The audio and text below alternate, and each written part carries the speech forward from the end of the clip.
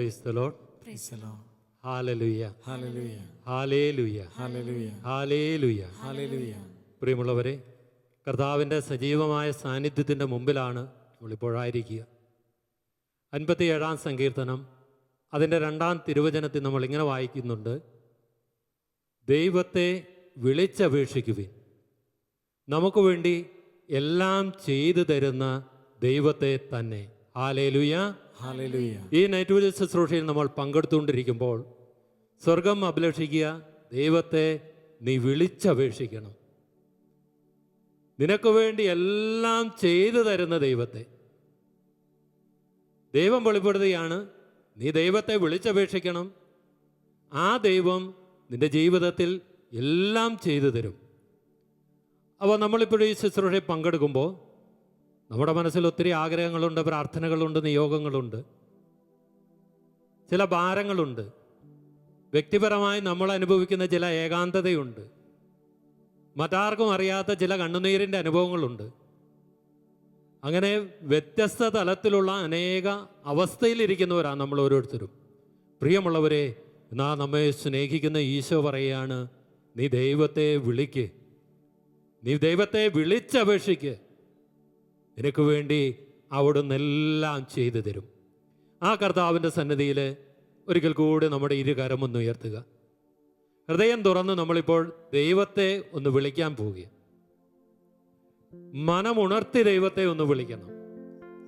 അതൊരു അധരവ്യയമല്ല, മറിച്ച് ഹൃദയത്തിൻ്റെ അടിത്തട്ടിൽ നിന്ന് നിനക്ക് എത്രമാത്രം ദൈവം നിന്റെ ജീവിതത്തിൽ ഇപ്പോൾ അടിയന്തരമായിട്ട് ഇടപെടേണ്ട ഒരു മേഖലയുണ്ട്, അവിടേക്ക് എൻ്റെ ദൈവം ഇറങ്ങി വരണമെന്ന് തിരിച്ചറിവുള്ളപ്പോൾ ഹൃദയത്തിൽ നിന്ന് വലിയൊരാഗ്രഹം ജനിക്കും, ഒരാവശ്യബോധം നമ്മളിലേക്ക് കടന്നു വരും.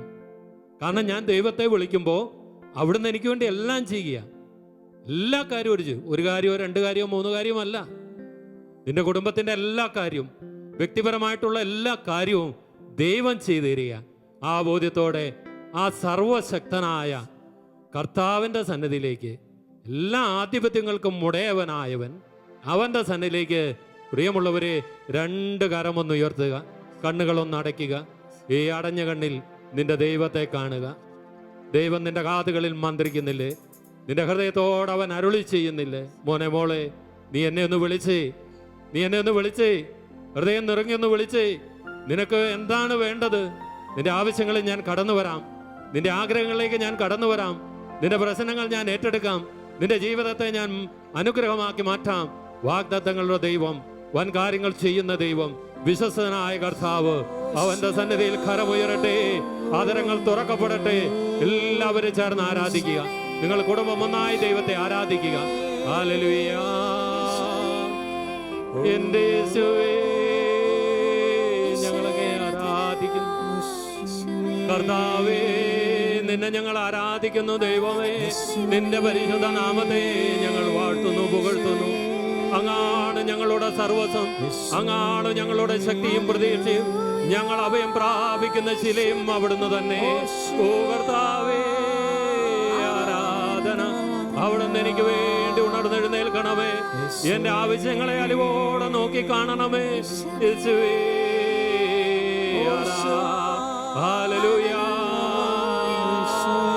യേശുവേ, മഹത്വം കർത്താവേ, ആരാധന,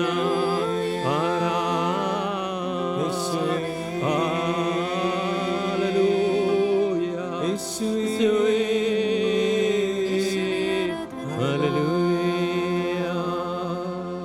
യേശുവേ നാഥനേ, യേശുവേ കാത്തനേ, നീയല്ലാതെ ആശ്രയിപ്പാൻ ഭൂവിലാരുള്ളൂ. യേശുവേ നാഥനേ, യേശുവേ കർത്തനേ, നീയല്ലാതെ ആശ്രയിപ്പാൻ ഭൂവിലാരുള്ളൂ. ഇനി എന്റെ ജീവിതം നിനക്കാ, ഇനിയുള്ള നാളുകൾ നിനക്കാ. ഇനി എന്റെ ജീവിതം നിനക്കാ, ഇനിയുള്ള നാളുകൾ നിനക്കാ. യേശുവേ എന്നാഥനേ,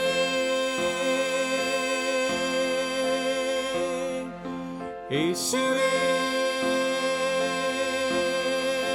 യേശുവേ എന്നാഥനേ യേശുവേ യേശുവേ എൻ കർത്തനേ യേശുവേ എൻ ആശയേ നീയല്ലാതെ ആശ വയ്ക്കാൻ ഭൂവിലാരുള്ളൂ. ചേർന്നൊന്ന് പാടാമോ? യേശുവേ എൻ കർത്തനേ യേശുവേ യേശുവേ എൻ ആശയേ നീയല്ലാതെ ആശ വയ്ക്കാൻ ഭൂവിലാരുള്ളൂ. ഇനി എന്റെ ജീവിതം നിനക്കാ, ആമേൻ. ഇനിയുള്ള നാളുകൾ നിനക്കാ, യേശുവേ. ഇനി എന്റെ ജീവിതം നിനക്കാ, ആമേൻ. ഇനിയുള്ള നാളുകൾ നിനക്കാ. യേശുവേ എന്നാഥനേ യേശുവേ യേശുവേ യേശുവേ എന്നാഥനേ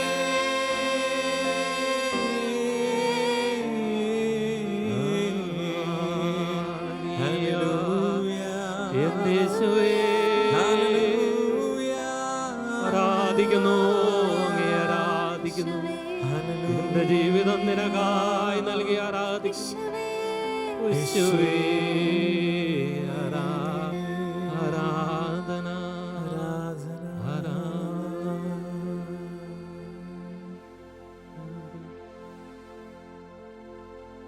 പ്രൈസ് ദി ലോർഡ്. വലതുവരുന്ന ജീവനോടെ പറയാം ഹല്ലേലൂയ. കരങ്ങൾ വീശി എന്ന് പറയാമോ? Hallelujah hallelujah. കർത്താവിൻ്റെ മുമ്പിൽ ഏറ്റവും ശാന്തമായിട്ടൊന്നിരിക്കാം. പരിശുദ്ധ അമ്മ, ഈ സമയം നമുക്ക് ഏറെ സ്നേഹത്തോടെ ഓർക്കാം. വചനത്തെ ഹൃദയത്തിൽ സ്വീകരിച്ചവളാണവൾ. വചനത്തിന് ഈ ലോകത്തിൽ ജന്മം നൽകുവാൻ സ്വർഗത്താൽ തിരഞ്ഞെടുക്കപ്പെട്ടവളാണ് നമ്മുടെ അമ്മ. അമ്മയോട് ചേർന്നൊന്ന് പ്രാർത്ഥിക്കാം. അമ്മേ, മേരി മാതാവേ, ദൈവവചനം എൻ്റെ ജീവിതത്തിൽ സമൂലമായ ഒരു പരിവർത്തനത്തിലേക്ക്, ഒരു വ്യതിയാനത്തിലേക്കും ആത്യന്തികമായ ഒരു മാറ്റത്തിൻ്റെ അനുഭവം എൻ്റെ ജീവിതത്തിന് പ്രദാനം ചെയ്യുവാൻ ഓ അമ്മേ മേരി മാതാവേ, അമ്മ ഞങ്ങൾക്ക് വേണ്ടി ഈ സമയം ദൈവ തിരുമുമ്പിൽ സ്നേഹത്തോടെ അതീവ വാത്സല്യത്തോടെ ഞങ്ങൾക്ക് ഓരോരുത്തർക്കും വേണ്ടി അമ്മ പ്രാർത്ഥിക്കണമേ. നമുക്കൊന്ന് ചേർന്ന് അമ്മയുടെ നാമം വിളിച്ചൊന്ന് പ്രാർത്ഥിക്കാം. നന്മ നിറഞ്ഞ മറിയമേ സ്വസ്തി, കർത്താവ് അങ്ങയോടുകൂടെ സ്ത്രീകൾ അനുഗ്രഹിക്കപ്പെട്ടവളാകുന്നു. അങ്ങയുടെ ഉദരത്തിൻ ഫലമായ ഈശോ അനുഗ്രഹിക്കപ്പെട്ടവനാകുന്നു. പരിശുദ്ധ മറിയമേ തമ്പുരാന്റെ അമ്മേ, പാപികളായ ഞങ്ങൾക്ക് വേണ്ടി ഇപ്പോഴും ഞങ്ങളുടെ മരണസമയത്തും തമ്പുരാനോട് അപേക്ഷിക്കണമേ. ആമേൻ. വലതെടുത്തെന്ന് പറയാം ഹാലേലുയ. ഹല്ലേലൂയ കരങ്ങൾ വീശിയെന്ന് പറയാം ഹാലേലുയ ഹല്ലേലൂയ ഹാലലുയ. ഹല്ലേലൂയ. പ്രിയമുള്ളവരെ, നിയമാവർത്തനത്തിൻ്റെ പുസ്തകം 28-ാം അധ്യായം അതിൻ്റെ 2 മുതലുള്ള തിരുവചന ഭാഗം നമ്മൾ ഇങ്ങനെയാണ് വായിക്കുക. അവിടുത്തെ വചനം ശ്രവിച്ചാൽ അവിടുന്ന് ഈ അനുഗ്രഹങ്ങളെല്ലാം നിൻ്റെ മേൽ ചൊരിയും. നഗരത്തിലും വയലിലും നീ അനുഗ്രഹീതനായിരിക്കും. നിൻ്റെ സന്തതികളും അനുഗ്രഹിക്കപ്പെടും. വിളവുകളും മൃഗങ്ങളും കന്നുകാലിക്കൂട്ടവും ആട്ടിൻ പറ്റവും അനുഗ്രഹിക്കപ്പെടും. നിൻ്റെ അപ്പക്കുട്ടയും മാവ് കുഴയ്ക്കുന്ന കലവും അനുഗ്രഹിക്കപ്പെടും. സകല പ്രവർത്തികളിലും നീ അനുഗ്രഹിക്കപ്പെട്ടവനായിരിക്കും. Hallelujah hallelujah. പ്രിയമുള്ളവരെ, നിയമാവർത്തനം 28 അധ്യായത്തിൻ്റെ 2-ാം തിരുവചനമാണ് നമ്മൾ ശ്രമിച്ചത്.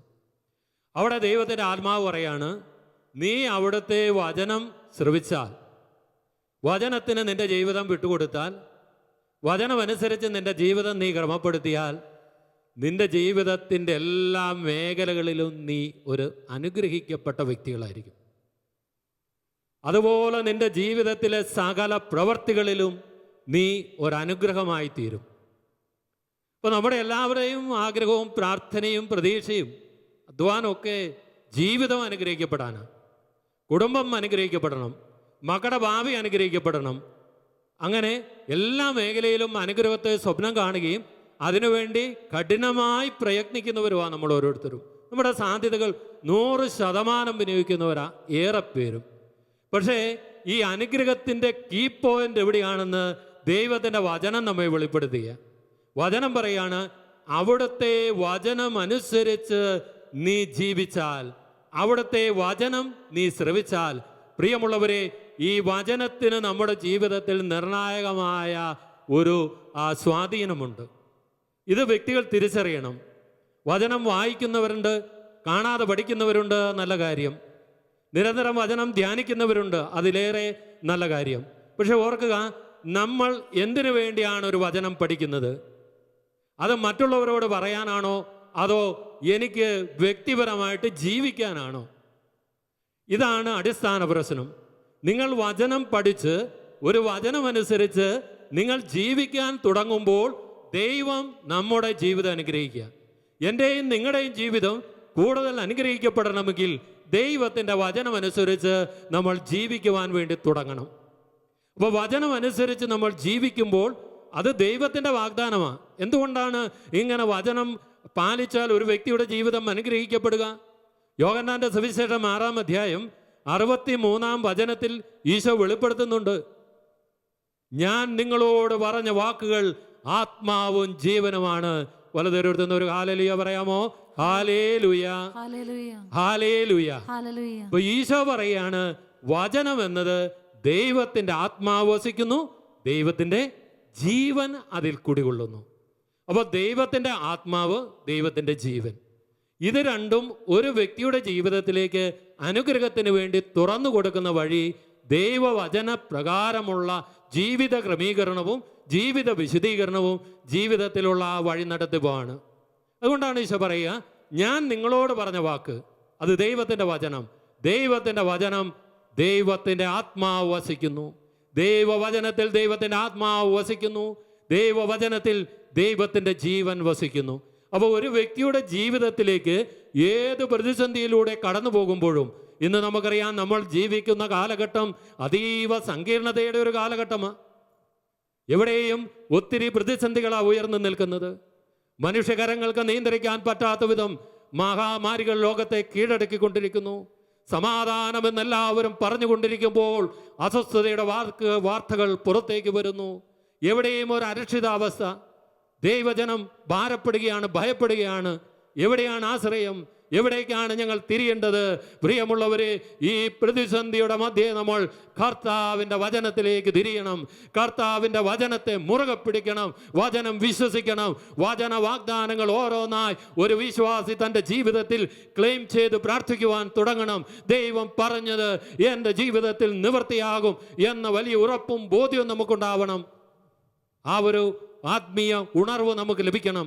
ഈ കാലഘട്ടത്തെ നമുക്ക് അതിജീവിക്കണമെങ്കിൽ, ഈ കാലഘട്ടത്തിൽ വിശ്വാസത്തിൽ മുന്നേറണമെങ്കിൽ കർത്താവിൻ്റെ വചനം നമ്മുടെ ജീവിതത്തിൻ്റെ ഉറപ്പുള്ളൊരടിസ്ഥാനമായി മാറണം. പാറമേൽ ഭവനം പണിത വ്യക്തി, അവൻ്റെ ജീവിതത്തിൽ വൻ തിരകൾ അഴഞ്ഞടിച്ചില്ലേ?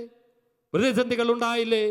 എന്തേ അവൻ തകർന്നു വീഴാതെ ഒറ്റ കാരണമാണ്, അവൻ വചനത്തിലാണ് അടിസ്ഥാനമിട്ടത്. നിന്റെ ദൈവം ഉറപ്പുള്ള ദൈവമാണ്. ആ ദൈവത്തിൽ നമ്മൾ ആശ്രയിക്കണം. പലവിധ ആവശ്യങ്ങൾ കൊണ്ട് നമ്മൾ കേഴുന്നവരാ. ദൈവം നമ്മുടെ ആവശ്യങ്ങൾ നിറവേറ്റി തരുന്നവനാ. 145-ാം സങ്കീർത്തനം അതിൻ്റെ 16-ാം തിരുവചനം ഇങ്ങനെ പറയുന്നില്ലേ? അവിടുന്ന് കൈ തുറന്നു കൊടുക്കുന്നു, എല്ലാവരെയും സംതൃപ്തരാക്കുന്നു. ഇന്ന് നിന്റെ ജീവിതം ശൂന്യമാണോ? നിന്റെ കുടുംബം വലിയ കടബാധ്യതയിൽ ഇരിക്കുന്ന വ്യക്തിയാണോ? നിന്റെ ജീവിതത്തിൽ പ്രശ്നങ്ങളും പ്രതിസന്ധികളുമാണോ? കുടുംബത്തിൽ സമാധാനം നഷ്ടപ്പെട്ടിട്ടുണ്ടോ? മക്കളുടെ ഭാവി ഇന്ന് വലിയ പ്രതിസന്ധിയിലാണോ? പ്രിയമുള്ളവരെ, അവിടുത്തോട് ചോദിക്കണം. 145-ാം സങ്കീർത്തനം 16-ാം തിരുവചനം പറയാണ്, അവിടുന്ന് കൈ തുറന്നു കൊടുക്കുന്നു. ദൈവം കൈ തുറന്നു തരും. വ്യക്തികൾ തന്നാൽ നമ്മുടെ പ്രശ്നങ്ങൾ തീരില്ല. മറ്റു പലരും തന്നാൽ നമ്മുടെ പ്രശ്നങ്ങൾ തീരില്ല. പക്ഷേ ദൈവം നിനക്ക് കൈ തുറന്നു തരും. അവിടുന്ന് കൈ തുറന്നു കൊടുക്കുന്നു, എല്ലാവരെയും സംതൃപ്തരാക്കുന്നു. ഹല്ലേലൂയ. ഇപ്പോൾ നമുക്ക് ഈ വചനം പറഞ്ഞൊന്ന് പ്രാർത്ഥിക്കാം. നിങ്ങൾ ഇരിക്കുന്ന ഇടങ്ങളിൽ കണ്ണുകളടച്ച് നിങ്ങളുടെ ഇടതുകരം നെഞ്ചോടൊന്ന് ചേർത്ത് പിടിക്കുക. വലതുകരം കർത്താവിന്റെ സന്നിധിയിലേക്ക് ഉയർത്തി ഈ വചനം നമുക്ക് ഏറ്റുപറഞ്ഞൊന്ന് പ്രാർത്ഥിക്കാം. സങ്കീർത്തനം 145:16. അവിടുന്ന് അവിടുന്ന് കൈ തുറന്നു കൊടുക്കുന്നു, കൈ തുറന്നു കൊടുക്കുന്നു, എല്ലാവരെയും സംതൃപ്തരാക്കുന്നു. കർത്താവേ, കർത്താവേ, ഈ വചനത്തിന്റെ അത്ഭുത അഭിഷേക ശക്തിയാൽ ഞങ്ങളുടെ നിരവധിയായ ആവശ്യങ്ങളിൽ അവിടുന്ന് കൈ തുറന്ന് ഞങ്ങളെ അനുഗ്രഹിക്കണമേ. ഞങ്ങളുടെ ആവശ്യങ്ങൾ നിറവേറ്റി ഞങ്ങൾക്ക് തൃപ്തി നൽകി അനുഗ്രഹിക്കണമേ. Hallelujah, hallelujah, hallelujah, hallelujah. അപ്പൊ പ്രിയമുള്ളവരെ, ഓരോ പ്രശ്നങ്ങളിൽ ഇരിക്കുമ്പോൾ നിങ്ങൾ വചനത്തെ ഹൃദയപൂർവ്വം തേടണം. നമ്മുടെ മുമ്പിൽ വഴികളെല്ലാം അടയപ്പെടുന്ന സമയമുണ്ട്, അനുഭവങ്ങളുണ്ട്, സാഹചര്യങ്ങളുണ്ട്. എല്ലാം അടഞ്ഞു നോക്കുമ്പോൾ ഓർക്കുക, വചനത്തിൽ കർത്താവ് നിനക്ക് വേണ്ടി ഒരത്ഭുതം ഒരുക്കിയിട്ടുണ്ട്. അതൊരു നിഗൂഢ മന്നയാ.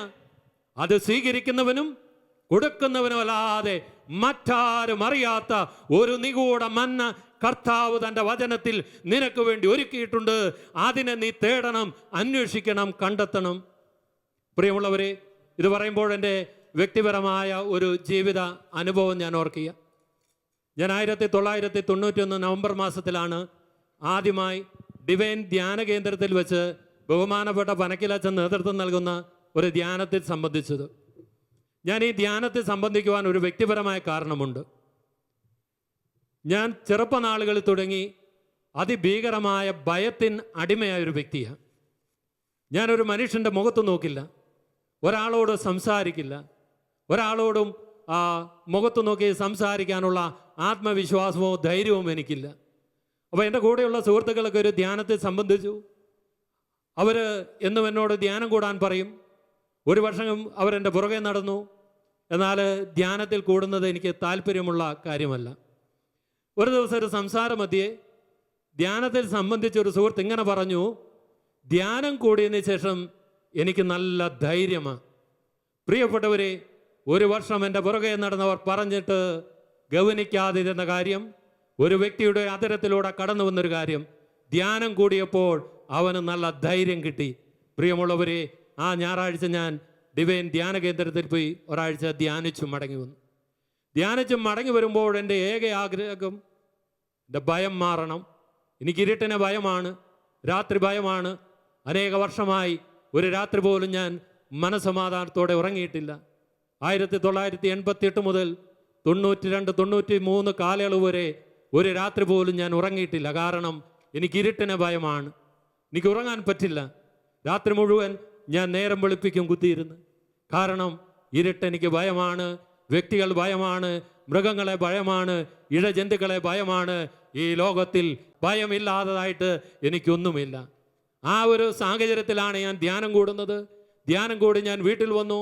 വലിയ സന്തോഷമുണ്ട്, ഹൃദയത്തിൽ ഒരു ശാന്തതയുണ്ട്. അനേക വർഷങ്ങൾക്ക് ശേഷം ദൈവമേ, ഈ രാത്രി എനിക്ക് മനസ്സമാധാനത്തോടെ ഒന്ന് ഉറങ്ങാമല്ലോ എന്ന് വിചാരിച്ച് ഞാൻ എൻ്റെ ബെഡിൽ വന്ന് കിടന്നു. പക്ഷേ പതിവ് രാത്രികൾ വീണ്ടും ആരംഭിച്ചു. ഉറക്കം എൻ്റെ കൺപോളയുടെ 7 അയലക്കത്ത് പോലുമില്ല. നേരം വെളുപ്പിച്ചു. എൻ്റെ കൂടെ വിശുദ്ധ ബൈബിൾ ഞാൻ കരുതിയിട്ടുണ്ട്, ജപമാല എൻ്റെ കയ്യിലുണ്ട്. പ്രിയമുള്ളവരെ, എന്നാൽ എനിക്ക് ഉറക്കം മാത്രമില്ല. അങ്ങനെ ആഴ്ച കഴിഞ്ഞു, അടുത്ത ആഴ്ചയായി. 6 മാസം കഴിഞ്ഞ് ഞാൻ വലിയൊരു ആന്തരിക സൗഖ്യ ധ്യാനത്തിൽ ഞാൻ സംബന്ധിച്ചത്. കാരണം എൻ്റെ ഭയം മാറണം, എനിക്കൊന്നുറങ്ങണം. പ്രിയപ്പെട്ടവരെ, ധ്യാനമൊക്കെ വലിയ അനുഭവമായിരുന്നു. വീട്ടിൽ വന്നു. ആ രാത്രി ഞാൻ സത്യം തിരിച്ചറിയുകയാണ്, എൻ്റെ ഭയം എന്നെ വിട്ടുമാറിയില്ല. അനേക ദൈവദാസന്മാരുടെ ഇടയിൽ പോയി ഞാൻ കൗൺസിലിംഗ് നടത്തി. അവർ എനിക്ക് വേണ്ടി പ്രാർത്ഥിച്ചു. എൻ്റെ ഭയം മാറാൻ വേണ്ടി അവർ മാറി മാറി പ്രാർത്ഥിച്ചു. ഉറക്കാൻ കിട്ടാൻ വേണ്ടി പ്രാർത്ഥിച്ചു. പ്രിയമുള്ളവരെ, ഈ 2 അവസ്ഥയ്ക്ക് മാത്രം വ്യതിയാനം വന്നില്ല. അതിനുശേഷം ഒരു വർഷം കഴിഞ്ഞപ്പോൾ വീണ്ടും ഒരു ധ്യാനം കൂടി. അങ്ങനെ ധ്യാനം കൂടിക്കൊണ്ടിരിക്കുന്നു. പക്ഷേ ഉറങ്ങുവാനോ വ്യക്തികളെ അഭിമുഖീകരിക്കുവാനുള്ള ഭീതി എന്നിൽ നിന്നും മാറുന്നില്ല. അങ്ങനെ 92 വർഷാവസാനം ഞാൻ തിരിച്ചറിയുകയാണ്, എൻ്റെ ജീവിതത്തിലെ സകല വഴികളും അടഞ്ഞു. ദൈവം പോലും എന്നെ കൈവിട്ടു. ഈ ഭയത്തിൽ നിന്ന് എന്നെ രക്ഷിക്കുവാൻ ഇനി ആർക്ക് സാധ്യമല്ല. എനിക്ക് ഉറക്കം ഒരു കിനാവ് പോലെ എൻ്റെ മനസ്സിലൂടെ കടന്നു വരാൻ തുടങ്ങി. എനിക്കിനി ജീവിതത്തിൽ ഉറങ്ങുവാൻ പറ്റില്ല. പ്രിയമുള്ളവരെ, ഇങ്ങനെ നിരാശ പിടിച്ച് തളർന്ന് സർവരാലും ഉപേക്ഷിക്കപ്പെട്ട ഒരു രാത്രി ഉറക്കം വരാതെ കർത്താവിൻ്റെ മുമ്പിൽ വാവിട്ട് നിലവിളിച്ചു. പ്രിയമുള്ളവരെ, അതിനുശേഷം ഒരു ശബ്ദം എൻ്റെ കാതുകളിൽ മുഴങ്ങി, നീ എൻ്റെ വചനം വായിക്കുക. പ്രിയമുള്ളവരെ, 92 അവസാനം 93 ആരംഭിക്കുന്ന ആ കാലഘട്ടത്തിൽ ജനുവരി മാസം ഞാൻ വിശുദ്ധ ബൈബിൾ കൈകൊണ്ടെടുത്തു. ഞാൻ അങ്ങനെ ബൈബിൾ വായിക്കുവാൻ തുടങ്ങി. വചനം വായിച്ച് ഞാൻ യെശയ്യായുടെ പ്രവചന ഗ്രന്ഥമെത്തി. യെശയ്യായുടെ പ്രവചനം 41 അധ്യായം വായിക്കുമ്പോൾ 13 വചനം എൻ്റെ കണ്ണുകളിൽ ഉടക്കി. വചനം ഇങ്ങനെ പറയുന്നു, നിന്റെ ദൈവവും കർത്താവുമായ ഞാൻ നിന്റെ വലതുകര വിടിച്ചിരിക്കുന്നു. ഞാനാണ് പറയുന്നത്, ഭയപ്പെടണ്ട, ഞാൻ നിന്നെ സഹായിക്കും. പ്രിയമുള്ളവരെ, ഇതൊരു ഇടിമിന്നൽ പോലെ എൻ്റെ ഹൃദയത്തിൽ വന്നു പതിച്ചു. ഞാൻ തിരിച്ചറിയാണ്, ദൈവം കൈപിടിക്കുന്ന ദൈവമാണ്. എൻ്റെ ബുദ്ധിയിലോ ഹൃദയത്തിലോ ഇന്നോളം കിട്ടാത്ത പുതിയൊരു അറിവ് എൻ്റെ ഹൃദയത്തിലേക്ക് ദൈവത്തിൻ്റെ ആത്മാവ് പകരുകയാണ്. ദൈവം നിന്റെ കൈപിടിക്കും. അവിടെ നിന്നാണ് പറഞ്ഞത്, നിന്റെ ദൈവവും കർത്താവുമായി ഞാൻ നിന്റെ വലത് കൈ പിടിച്ചിരിക്കുന്നു. ഞാനാണ് പറയുന്നത്, ഭയപ്പെടണ്ട, ഞാൻ നിന്നെ സഹായിക്കും. പ്രിയമുള്ളവരെ, ഈ വചനം കേട്ടപ്പോൾ എൻ്റെ ഹൃദയത്തിനൊരാശ്വാസം തോന്നി. ജീവിതത്തിൽ ആദ്യമായി ഞാനൊരു വചനം കാണാതെ പഠിച്ചു. ആ വചനമാണിത്, യെശയ്യാ 41:13. പ്രിയമുള്ളവരെ, ഞാൻ ഈ വചനം എന്നോട് തന്നെ പറയുവാൻ തുടങ്ങി. എൻ്റെ ജീവിതത്തിൽ ആദ്യത്തെ വചന പ്രഘോഷണം ഞാൻ എന്നോടാണ് എൻ്റെ വചനം പറഞ്ഞത്. എൻ്റെ ഭയത്തിൻ്റെ മേഖലയെ നോക്കി ഉറക്കം വരാത്ത രാത്രികളിൽ ഞാൻ എൻ്റെ കിടക്കയിൽ കിടക്കുമ്പോൾ ഇങ്ങനെ പറയും, എൻ്റെ ദൈവവും കർത്താവുമായി ജീവിക്കുന്ന ദൈവം എൻ്റെ കൈ പിടിച്ചിട്ടുണ്ട്. അതുകൊണ്ട് ഇനിമേൽ ഞാൻ ഭയപ്പെടുകയില്ല, അവിടുന്ന് എന്നെ സഹായിക്കും. ഇത് ഞാൻ എന്നോട് തന്നെ ആവർത്തിച്ച് പറയുവാൻ തുടങ്ങി. പ്രിയമുള്ളവരെ, ആ നാളുകളിലൊന്നും എനിക്ക് ഉറക്കം വരികയോ എൻ്റെ ഭയം മാറിയിട്ടില്ല. എപ്പോഴത് സംഭവിച്ചു എന്ന് ചോദിച്ചാൽ എനിക്ക് കൃത്യമായി അറിഞ്ഞുകൂടാ. പക്ഷെ ഒരു കാര്യം സത്യമാണ്, 1-2 ആഴ്ച കഴിഞ്ഞപ്പോൾ ഞാൻ ഓർത്തു, ദൈവമേ, ഇപ്പോൾ ഞാൻ ഈ വചനം പറയുന്നില്ലല്ലോ. ഞാൻ എൻ്റെ ബെഡിലേക്ക് കിടക്കുമ്പോൾ അറിയാതെ ഞാൻ ഉറങ്ങിപ്പോകുന്നു. പ്രിയപ്പെട്ടവരെ, എൻ്റെ ജീവിതത്തിൽ എനിക്കൊരനുഭവമുണ്ട്. ആ അനുഭവം ഇതാണ്, എൻ്റെ അടിസ്ഥാനം ഇതാണ്. എനിക്കറിയാം, ദൈവം കൈപിടിക്കുമെന്ന് പറഞ്ഞത് ഒരാലങ്കാരിക ഭാഷയ്ക്ക് വേണ്ടി പറഞ്ഞതല്ല, മറിച്ച് ദൈവം കൈപിടിക്കുമെന്ന് പറഞ്ഞത് സത്യമാണ്. അവൻ നിന്റെ ഭയം എടുത്തു നീക്കുമെന്ന് പറഞ്ഞത് സത്യമാണ്. പ്രിയമരെ, ഇന്ന് ഞാൻ നിങ്ങളുടെ മുമ്പിൽ നിൽക്കുന്നുണ്ടെങ്കിൽ ഈ ഒരൊറ്റ വചനം എൻ്റെ ജീവിതത്തെ കീഴ്മേൽ മറിച്ചതുകൊണ്ടാണ്. അതുകൊണ്ടാണ് പറഞ്ഞത്, നിങ്ങളുടെ ജീവിതത്തെ നോക്കി നിങ്ങൾ ദൈവത്തിൻ്റെ വചനം പറയുക. നിങ്ങൾ പ്രശ്നങ്ങളിലേക്കല്ല നോക്കേണ്ടത്, സാഹചര്യങ്ങളിലേക്കല്ല നോക്കേണ്ടത്. അത് നിങ്ങളുടെ മുമ്പിൽ ഭീതികരമായ ഭീതിയിൽ ഒരു ജെറിക്കോ കോട്ടമതിൽ പോലെ ഉയർന്നു നിന്നേക്കാം. പക്ഷേ നീ ആശ്വസിക്കുന്ന, നീ വിശ്വസിക്കുന്ന, നീ ആശ്രയിക്കുന്ന കർത്താവിൻ്റെ വചനം നിന്റെ പ്രതിസന്ധികളെ നോക്കി പറയുമ്പോൾ ദൈവം അത്ഭുതകരമായിട്ട് നിന്റെ ജീവിതത്തിൽ ഇടപെടും. വലതുകര വീഴ്ത്തെന്ന് പറഞ്ഞേ ഹല്ലേലൂയാ, ഹല്ലേലൂയാ. ഒരുപക്ഷെ ഇപ്പോൾ ഈ ശുശ്രൂഷയിൽ പങ്കെടുക്കുന്ന നീ അനേക വർഷമായി ഭയത്തിന് അടിമയാണോ? നിനക്കുറക്കം നഷ്ടപ്പെട്ട വ്യക്തിയാണോ? ഞാൻ മറ്റൊരു അനുഭവം ഓർക്കുക. ഒരു ദിവസം ശാലോമിൻ്റെ ഓഫീസിലിരിക്കുമ്പോൾ ഒരു ഫോൺ കോൾ വന്നു. ഒരു സഹോദരിയാണ് വിളിച്ചത്. ആ കാലഘട്ടങ്ങളിൽ ഷാലോം ടെലിവിഷനിലൂടെ ഒരു സൈക്കോളജിസ്റ്റ് നടത്തിയ ചില ക്ലാസ്സുകൾ കേട്ടിട്ടാണ് ആ സഹോദരി ഫോൺ ചെയ്തത്. അവർക്ക് വ്യക്തിജീവിതത്തിൽ ചില പ്രശ്നങ്ങളുണ്ട്. അവരെന്നോട് ചോദിച്ചു, ആ സൈക്കാട്രിസ്റ്റിൻ്റെ, ആ ഡോക്ടറുടെ നമ്പർ ഒന്ന് കളക്ട് ചെയ്ത് തരാമോ? ഞാൻ ആ സഹോദരി എന്തിനു വേണ്ടിയായി നമ്പർ? അവർ എന്നോട് പറഞ്ഞു, 2004 സുനാമിയിൽ അത്ഭുതകരമായി ആ വെള്ളപ്പൊക്കത്തിൽ രക്ഷപ്പെട്ട ഒരു വ്യക്തിയാണ് ബ്രദറെ. അതിനുശേഷം ഇന്നോളം, ഈ 2013 ഈ സംഭവം, ഒരു രാത്രി പോലും ഞാൻ ഉറങ്ങിയിട്ടില്ല. ഉറങ്ങാൻ കിടക്കുമ്പോൾ ആ വൻ തിരകൾ എന്നെ വന്ന് മൂടും. ഞാൻ സ്വപ്നം കാണുകയാണ്, ശ്വാസം മുട്ടി ഞാൻ നിലവിളിച്ചെഴുന്നേൽക്കും. പിന്നീട് എനിക്ക് ഉറങ്ങാൻ പറ്റുന്നില്ല. എനിക്ക് ആ ഡോക്ടറെ കാണണം, എനിക്ക് മെഡിസിൻ എടുക്കണം, ഞാനൊരു മാനസിക രോഗിയായോ എന്ന് ഞാൻ ഭയപ്പെടുകയാണ്.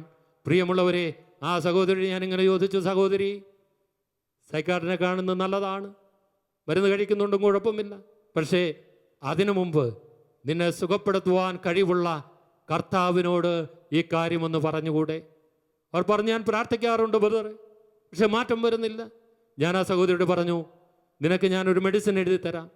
നീ ദിവസവും അനേക തവണ ആവർത്തിച്ച് പറയണം, യെശയ്യാ 41:13, നിന്റെ ദൈവവും കർത്താവുമായ ഞാൻ നിന്റെ വലത് കൈ പിടിച്ചിരിക്കുന്നു. ഞാനാണ് പറയുന്നത്, ഭയപ്പെടണ്ട, ഞാൻ നിന്നെ സഹായിക്കും. അവളത് എഗ്രി ചെയ്തു. ആ വചനം എഴുതിയെടുത്തു. അവളത് ആവർത്തിച്ച് പറയുവാൻ തുടങ്ങി. 4 ദിവസം കഴിഞ്ഞപ്പോൾ ആ പെൺകുട്ടി വീണ്ടും വിളിച്ചു. ആ പെൺകുട്ടി പറഞ്ഞു, ബ്രദറെ, ഇപ്പോൾ ഞാൻ സുഖമായി ഉറങ്ങുന്നു, ഇപ്പോൾ ഞാൻ സുഖമായി ഉറങ്ങുന്നു. പ്രിയപ്പെട്ടവരെ, അവിടെ ജീവിതത്തിൽ ദൈവം പ്രവർത്തിച്ചു. ദൈവത്തിൻ്റെ ആത്മാവ് അവിടെ ഇറങ്ങി വന്നു. വചനത്തിലെ ആത്മാവുണ്ടല്ലോ, ജീവനുണ്ടല്ലോ. അവിടെ ഭയം നിറഞ്ഞ, ഇരുൾ നിറഞ്ഞ ഇന്നലകളിലേക്ക് വചനത്തിൻ്റെ വെളിച്ചം ഒരു മിന്നൽ പോലെ പ്രകാശിച്ചപ്പോൾ അവിടെ ജീവിതത്തെ വരിഞ്ഞു മുറുകിയ ഭയത്തിൻ്റെ കെട്ടുകളിൽ നിന്ന് അവൾ വിടുതൽ പ്രാപിച്ചു. ഇന്ന് അവൾ കുടുംബജീവിതം, വിദേശത്ത് കുടുംബജീവിതം നയിച്ചുകൊണ്ടിരിക്കുന്നു. അതുകൊണ്ട് പ്രിയമുള്ളവരെ, നമ്മുടെ ജീവിത സാഹചര്യങ്ങളിൽ നമ്മൾ കർത്താവിൻ്റെ അടുത്തേക്ക് ഓടിച്ചെല്ലണം. ദൈവത്തിൻ്റെ വചനത്തെ മുറുകെ പിടിക്കണം. വചനം പറയണം. ജീവിതത്തെ നോക്കി വചനം വ്യക്തി ജീവിതത്തുമായിട്ട് ആഴപ്പെട്ടൊരു ബന്ധമുണ്ട്. ഇത് അടച്ചുപൂട്ടി സൂക്ഷിക്കാനുള്ളതല്ല, മറിച്ച് നമ്മളെടുത്ത് ഉപയോഗിക്കുന്നിടത്താണ് വചനം വിശ്വസിച്ച്. അതുകൊണ്ട് ഞാൻ പറഞ്ഞത്, വചനം നിങ്ങൾ ക്ലെയിം ചെയ്ത് പ്രാർത്ഥിക്കണം. വാഗ്ദാനത്തെ നിങ്ങൾ സ്വന്തമാക്കണം. വചനം ദൈവം എന്നോട് പറഞ്ഞ വാഗ്ദത്തങ്ങളാണ്. അവ ഒന്നുപോലും എൻ്റെ ജീവിതത്തിൽ പ്രാവർത്തികമാകാതിരിക്കുവാൻ ഇടവരുത്തില്ല. അന്ധമായി നമ്മൾ വിശ്വസിച്ച് വചനം ഏറ്റുപറയുമ്പോൾ ദൈവത്തിന്റെ ആത്മാവ് അത്ഭുതകരമായിട്ട് പ്രവർത്തിക്കും. വലതുരുത്തെന്ന് പറഞ്ഞേ ഹല്ലേലൂയ, ഹല്ലേലൂയ. ഒരിക്കൽ ശാലോമിന്റെ ഒരു ബെനഫാക്ടേഴ്സ് മീറ്റുമായി ചങ്ങനാശ്ശേരി ചെന്നപ്പോ ഒരു സഹോദരി കാണാൻ വേണ്ടി വന്നു. അവരൊരു പുതിയ സ്ഥലം വാങ്ങി. അവിടെ വീട് പണിയാനുള്ള പ്ലാന് പഞ്ചായത്തിൽ കൊടുത്തു. പഞ്ചായത്ത് പരിശോധിച്ചിട്ട് പറഞ്ഞു, ആ സ്ഥലം ഒരു വയൽ ഭൂമിയാണ്, അതായത് വയലായിട്ടുള്ള സ്ഥലമാണ്. ഇങ്ങനെയുള്ള സ്ഥലങ്ങളിൽ ഭവനം പണിയുവാൻ അനുവാദം തരാൻ പറ്റില്ല. ആ സഹോദരി എന്നും മുടങ്ങാതെ ദിവ്യബലിയിൽ പങ്കെടുക്കും. ദിവ്യബലിയിൽ പങ്കെടുത്ത സഹോദരി ആ സ്ഥലത്ത് വന്ന് നിന്നുകൊണ്ട് എന്നും യേശുനാമത്തെ സ്തുതിക്കും. കർത്താവിൻ്റെ വാഗ്ദാനങ്ങൾ ഏറ്റുപറഞ്ഞ് പ്രാർത്ഥിക്കും.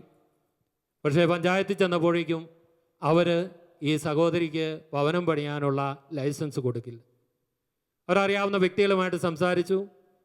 അപ്പോൾ ഹൈക്കോടതിയിൽ കേസ് കൊടുക്കുവാൻ തീരുമാനമായി. അപ്പോൾ സഹോദരി വന്നു, കേസ് വക്കീല് ഹൈക്കോടതിയിൽ കേസ് കൊടുത്തിട്ടുണ്ട്, തീരുമാനമായിട്ടില്ല, ഇതിനു വേണ്ടി ഒന്ന് പ്രാർത്ഥിക്കണം. ആ സഹോദരിക്ക് വേണ്ടി പ്രാർത്ഥിച്ചു കഴിഞ്ഞപ്പോൾ ആത്മാവ് നൽകിയ ബോധ്യമനുസരിച്ച് ഒരു ദൈവവചനം അവൾക്ക് പറഞ്ഞു കൊടുത്തു. വചനമിതാണ്, യോബിൻ്റെ പുസ്തകം 19-ാം അധ്യായം 25-ാം തിരുവചനം. വചനം ഇങ്ങനെ പറയുന്നു, എനിക്ക് ന്യായം നടത്തി തരുന്നവൻ ജീവിക്കുന്നുണ്ടെന്നും അവസാനം അവൻ അവൻ എനിക്ക് വേണ്ടി നിലകൊള്ളുകയും ചെയ്യുമെന്ന് ഞാൻ അറിയുന്നു. ഇതൊരു പക്ഷേ ചിലർക്കെങ്കിലും ഒരു പുതിയ അറിവാണ്. നിനക്ക് വേണ്ടി ന്യായം നടത്തി തരുന്നൊരു കർത്താവുണ്ട്. Hallelujah, hallelujah. നിനക്ക് വേണ്ടി ന്യായം നടത്തി തരാൻ ഒരു ദൈവമുണ്ടെന്ന്.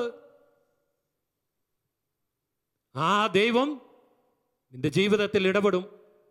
അവസാനം അവൻ എനിക്ക് വേണ്ടി, അവൻ നിനക്ക് വേണ്ടി നിലകൊള്ളുകയും ചെയ്യുമെന്ന് ഞാൻ അറിയുന്നു. പ്രിയമുള്ളവരെ, സാധ്യതകൾ അവസാനിച്ചു. കേസ് കോടതിയിലിരിക്കുക.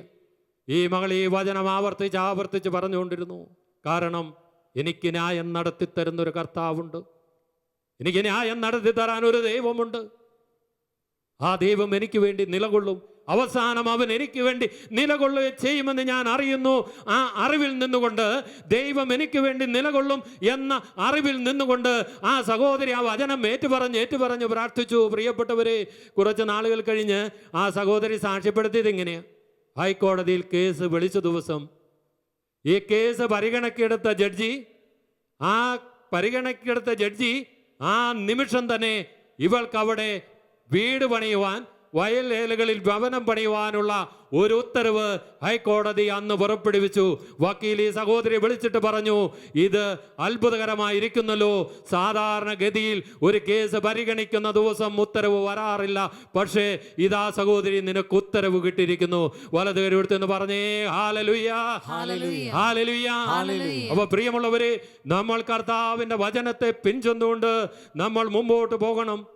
ജീവിതത്തിൽ ദൈവത്തിന്റെ വചനത്തെ മുറുകെ പിടിക്കണം. നിരോഗിയാണോ? പുറപ്പാട് 15:26 കർത്താവ് പറഞ്ഞില്ലേ, ഞാൻ നിന്നെ സുഖപ്പെടുത്തുന്ന കർത്താവാണ്. നിരോഗിയാണെങ്കിൽ അവൻ സുഖപ്പെടുത്തുന്ന ദൈവമാ.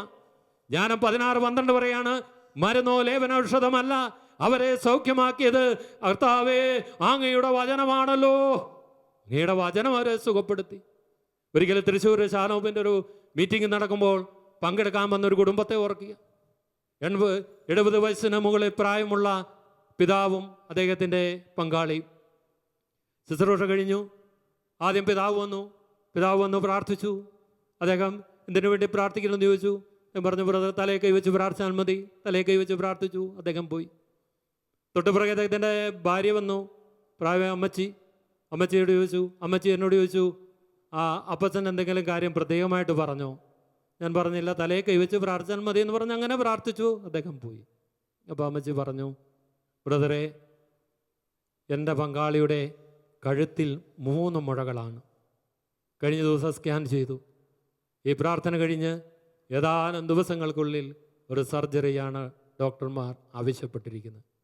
അമ്മ വേദനയോടെ ഇങ്ങനെ പറഞ്ഞു, ഈ പ്രായമായ അവസ്ഥയിൽ എൻ്റെ പങ്കാളിയുടെ കഴുത്തിൽ കത്തിവെക്കുവാൻ ദൈവമേ അങ്ങ് അനുവദിക്കരുത്. അതിനുവേണ്ടി ബ്രദർ ഒരിക്കൽ കൂടി പ്രാർത്ഥിക്കണം.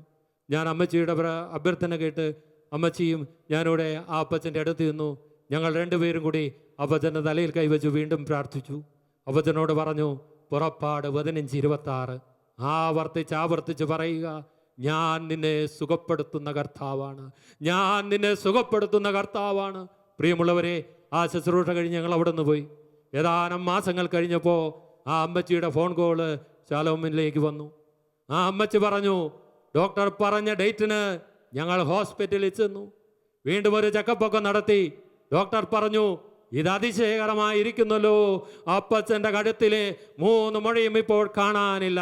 വലതുരുന്ന് പറഞ്ഞേ ഹല്ലേലൂയ, ഹല്ലേലൂയ, ഹല്ലേലൂയ. പ്രിയരേ, മരുന്നോ ലേവന ഔഷധമല്ല അവരെ സുഖപ്പെടുത്തിയത്. മരുന്നോ ലേവന ഔഷധമല്ല, സുഖപ്പെടുത്തിയത് കർത്താവാണ്. കർത്താവിൻ്റെ വചനമാണ്. അവൻ്റെ വചനം 2 തല വാളിനേക്കാൾ മൂർച്ചയേറിയ വചനം ആ അപ്പച്ചൻ്റെ കണ്ഠനാളത്തിലേക്ക് പതിച്ചപ്പോൾ അത് സൗഖ്യമായി മാറി, വിടുതലായി മാറി, വിമോചനമായി മാറി. വിശ്വസിച്ചൊരു ആമേൻ വലത് കരുത്തെന്ന് പറഞ്ഞേ ഹല്ലേലൂയ, ഹല്ലേലൂയ. അതുകൊണ്ട് ഈ രാത്രിയിൽ നിങ്ങൾ തളർന്നു പോകരുത്. ഈ രാത്രിയിൽ നിങ്ങൾ നിരാശപ്പെട്ടു പോകരുത്. നിങ്ങളുടെ ജീവിതത്തിൽ ഒത്തിരി പ്രതിസന്ധികൾ ഉണ്ടാകാം. പക്ഷേ യേശു നിങ്ങളുടെ കൂടെയുണ്ട്. അവൻ്റെ വചനം നിങ്ങളുടെ കൂടെയുണ്ട്. ആ വചനത്തിൻ്റെ അധിപൻ നിങ്ങളുടെ കൂടെയുണ്ട്. ആ വചനം ഈ ഭൂമിയിൽ മാംസമായി ധരിച്ചത്, ജനിച്ചു വീണത് നമ്മളെ സൗഖ്യപ്പെടുത്തുവാനാ, നമ്മളെ വിടുവിക്കുവാനാ, നമുക്കൊരു വിമോചനം നൽകുവാനാ. അതുകൊണ്ട് പ്രിയപ്പെട്ടവരെ, നിങ്ങളുടെ ജീവിതത്തിൽ നിങ്ങൾ കർത്താവിൻ്റെ വചനം ഏറ്റുപറയണം. നിങ്ങൾ വചനത്തിലേക്ക് മടങ്ങണം. ഈ കാലഘട്ടത്തിലെ പ്രതിസന്ധി, ഈ കാലഘട്ടത്തിൻ്റെ ചുവരെഴുത്തുകൾ വായിച്ചു മുമ്പോട്ട് പോകുന്ന ഒരു വിശ്വാസിയാണോ അവിശ്വാസിയാണോ, നീ ആരുമായിക്കൊള്ളട്ടെ, എന്തുമായിക്കൊള്ളട്ടെ, നിനക്ക് കർത്താവിൻ്റെ വചനം നോക്കി മുമ്പോട്ട് പോകാമോ? നിനക്ക് യേശുവിൻ്റെ വചനത്തെ ആശ്രയിക്കാമോ? ആ വചനത്തെ മുറുകെ പിടിക്കാമോ? നിന്റെ ആവശ്യങ്ങളിൽ, നിന്റെ പ്രാർത്ഥനകളിൽ വചനം ഒരു ആയുധമായി മാറണം. വചനം ഒരു ആയുധമായി മാറണം. ആ വചനത്തെ നീ സ്നേഹിക്കണം, സ്വീകരിക്കണം. വിശ്വാസത്തിൽ സ്വന്തമാക്കി നീ ക്ലെയിം ചെയ്ത് നിന്റെ ജീവിതത്തിൽ നീ വചനം പറഞ്ഞു പ്രാർത്ഥിച്ചു. നീ പ്രാർത്ഥനാപൂർവ്വം കർത്താവിൻ്റെ സന്നിധി ഹിതമാരായുമ്പോൾ ദൈവം വ്യക്തമായി വചനത്തിലൂടെ നിന്നോട് സംസാരിക്കും. ആ വചനം നീ ആവർത്തിച്ച് പറയുമ്പോൾ ആ വചനത്തിൽ ആത്മാവ്, ജീവൻ, അഭിഷേകമായി ആവശ്യങ്ങളിൽ ഏത് വാതിലുകളും തുറക്കുവാൻ കടഭാരത്തിലിരിക്കുന്ന വ്യക്തിയാണോ, അടഞ്ഞ വാതിലുകളുടെ മുമ്പിലാണോ? യെശയ്യാ 45:2 പറഞ്ഞില്ലേ, ഞാൻ നിനക്ക് മുമ്പേ പോയി പിച്ചള വാതിലുകൾ തുറക്കുകയും ഇരുമ്പോടാമ്പലുകൾ ഒടുക്കുകയും ചെയ്യും. നിന്നെ പേര് ചൊല്ലി വിളിക്കുന്ന ഇസ്രായേലിന്റെ ദൈവമായ കർത്താവ് ഞാനാണെന്നറിയുവാൻ അന്ധകാരത്തിലെ നിധിയും രഹസ്യ ധനശേഖരവും നിനക്ക് ഞാൻ തരും. നോക്കുക പ്രിയപ്പെട്ടവരെ, ആരോഗ്യം മാത്രമല്ല, സമ്പത്ത് തരും, തടസ്സങ്ങൾ മാറ്റും, എല്ലാം ചെയ്തു തരുന്നൊരു ദൈവത്തെ ഒന്ന് കർത്താവിൻ്റെ സന്നിധിയിൽ ഒന്ന് ആദരപൂർവ്വം ഒന്ന് എഴുന്നേറ്റ് നിൽക്കാമോ? നിങ്ങളുടെ കണ്ണുകൾ ഒന്നടയ്ക്കുക. കരങ്ങൾ രണ്ടും കൂപ്പിയോ നെഞ്ചോടെ ചേർത്തോ ഒരു പ്രാർത്ഥനയുടെ, ഒരു ദൈവാത്മ സാന്നിധ്യത്തിൻ്റെ, നിന്നെ ചൂഴ്ന്നു നിൽക്കുന്ന 2 തല വാളിനേക്കാൾ മൂർച്ചയേറിയ വചന ആ സാന്നിധ്യത്തിൽ ഒന്ന് ചേർന്ന് ഇപ്പോൾ നിൽക്കുക.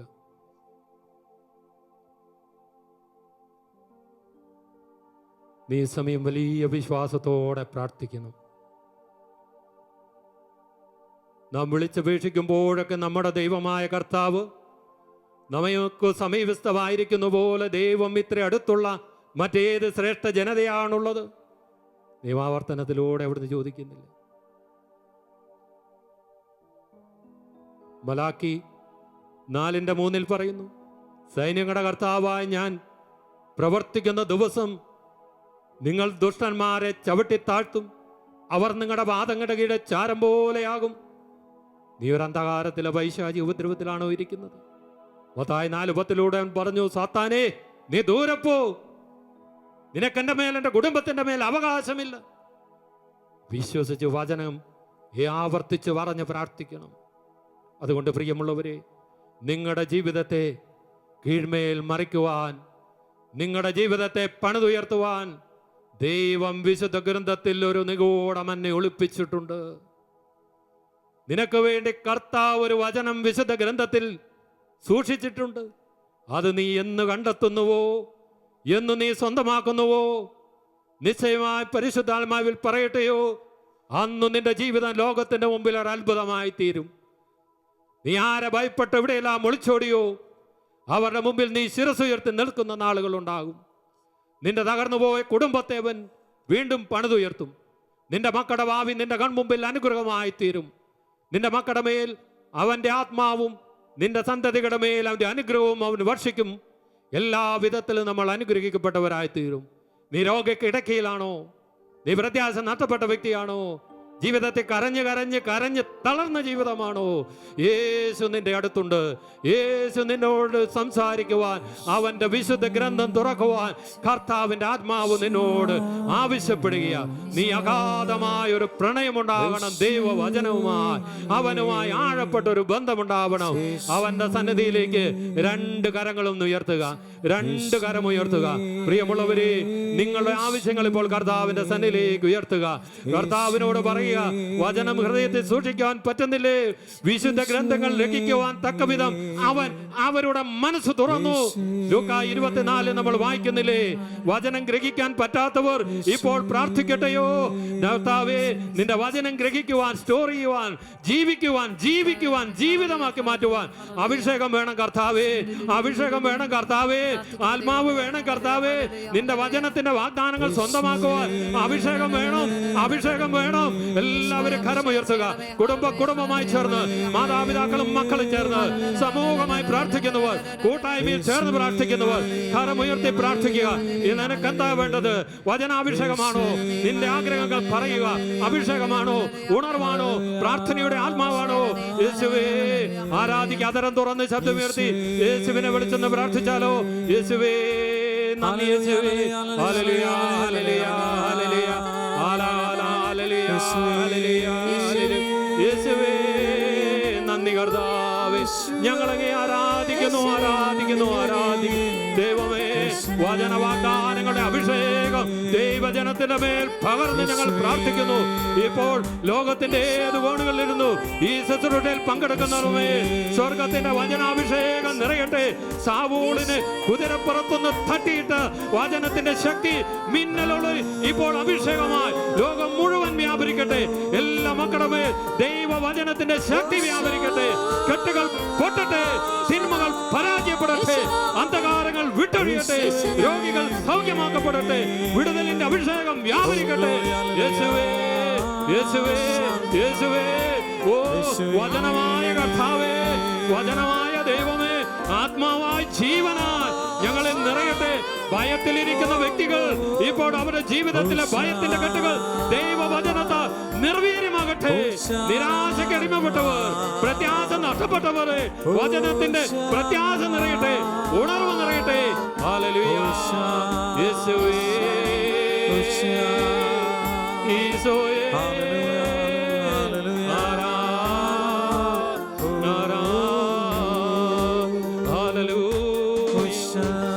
വചനമാർഗം കാട്ടണേ, വചനശക്തി നൽകണേ, ദിവ്യവചന ശക്തിയാൽ ദാസരക്ഷ നേടട്ടെ. വചനമാർഗം കാട്ടണേ, വചനശക്തി നൽകണേ, ദിവ്യവചന ശക്തിയാൽ ദാസരക്ഷ നേടട്ടെ. വചനമാർഗം കാട്ടണേ, വചനശക്തി നൽകണേ, ദിവ്യ ദിവ്യവചന ശക്തിയാൽ ദാസരക്ഷ നേടട്ടെ.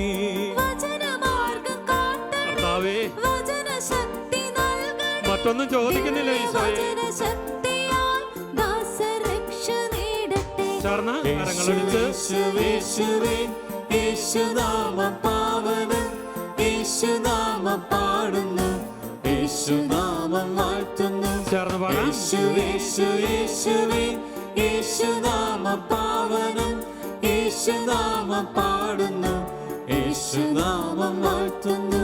സുവിശേഷ ദീപ്തിയാൽ ഈ ലോകം നിറഞ്ഞിടാൻ, വചന സാക്ഷ്യം നൽകിടാം, സുവിശേഷമേകിടാം. ചേർന്ന് പാടി. സുവിശേഷദീപ്തിയാൽ ഈ ലോകം നിറഞ്ഞിടാൻ, ഈശോയെ. വചനസാക്ഷ്യം നൽകിടാം, സുവിശേഷമേകിടാം. കരങ്ങൾ ഉയർത്തിയടിച്ചാലോ? യേശുവേ, യേശുനാമം പാവനം, യേശുനാമം പാടുന്നു, യേശുനാമം വാഴ്ത്തുന്നു. യേശുവേ, യേശുനാമം പാവനം, യേശുനാമം പാടുന്നു, യേശുനാമം വാഴ്ത്തുന്നു. യേശുനാമം പാടുന്നു, യേശുനാമം വാഴ്ത്തുന്നു, യേശുനാമം പാടുന്നു, യേശുനാമം വാഴ്ത്തുന്നു.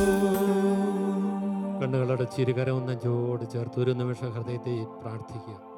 ദൈവമേ, നിന്റെ വചനത്തിൻ്റെ പാതയിലൂടെ, നിന്റെ വചനത്തിൻ്റെ വെളിച്ചത്തിലൂടെ ഇരുൾ നിറഞ്ഞ് അന്ധകാര നിബിഡമായി കാലയളവിൽ എനിക്ക് ചരിക്കുവാൻ കൃപയേകണമേ. അമ്മ മേരി മാതാവേ, വചനത്തിൻ്റെ സൂക്ഷിപ്പുകാരി അമ്മ, ഞങ്ങൾക്ക് വേണ്ടി പ്രാർത്ഥിക്കണമേ.